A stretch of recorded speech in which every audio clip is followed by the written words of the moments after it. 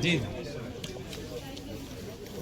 इस वक्त मेरे साथ देव ऋषि इंद्रेश जी हैं। आज मैं उनसे बात करती हूँ कि रानी लक्ष्मीबाई बलिदान दिवस के अवसर पर महिलाओं को की महिलाओं को क्या संदेश देना चाहते हैं सर आप?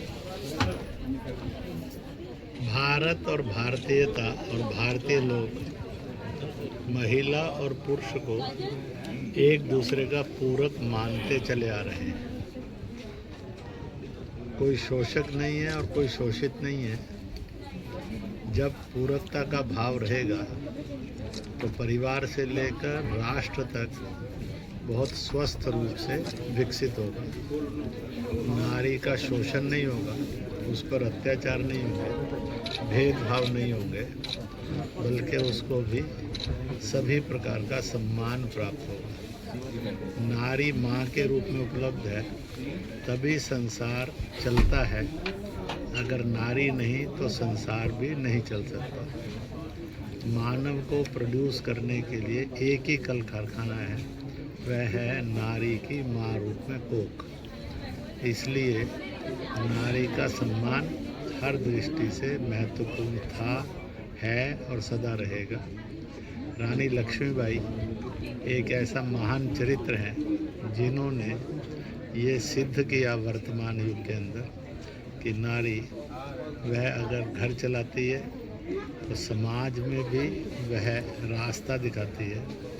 ज़रूरत पड़े तो सत्ता का संचालन भी करती है। जहाँ वो पूरी तरह से मातृत्व से भरी है, वहाँ उसमें वीरांगना का भाव भी है। जहाँ वो और पालन पोषण करती है, वहाँ वो शिक्षित और संस्कारित भी करती है। इसलिए यह कार्यक्रम नारी की पूरकता का और नारी के बारे में यह भाव जागृत करता है कि नारी से ही संसार संभव है।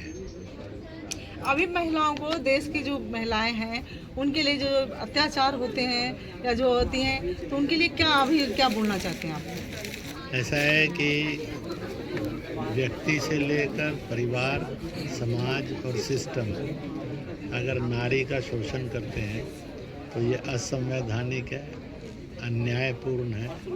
यह किसी भी प्रकार से प्रशंसनीय नहीं हो सकता। इसकी घोर निंदा करनी चाहिए।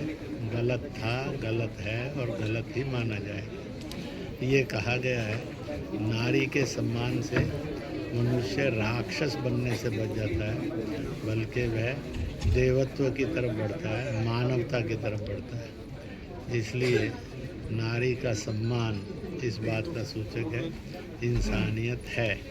नारी का अपमान, शोषण और अत्याचार इस बात को प्रदर्शित करता है कि मनुष्य वह गलत रास्ते पर, शैतान रास्ते पर चल रहा है। इसलिए आज के दिन सबने संकल्प करना चाहिए कि बेटियों के रूप में, बहनों के रूप में, माँ के रूप में और रिश्तों के रूप में, पत्नी के रूप में नारी का सम्मान ये सदा प्राथमिकता पर रहेगा।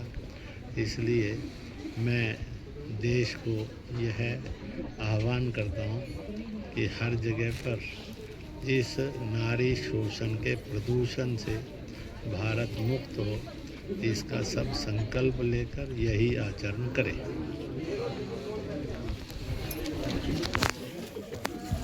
अभी आप इंद्रेश जी को सुन रहे थे, जिन्होंने बताया कि भारत में नारी का क्या सम्मान है और क्या होना चाहिए और किस तरीके से अभी जो है इसका सम्मान के बारे में बताया। तो आप लोगों से गुजारिश है कि इसको ज़्यादा से ज़्यादा देखें और सब्सक्राइब करें। ठीक है।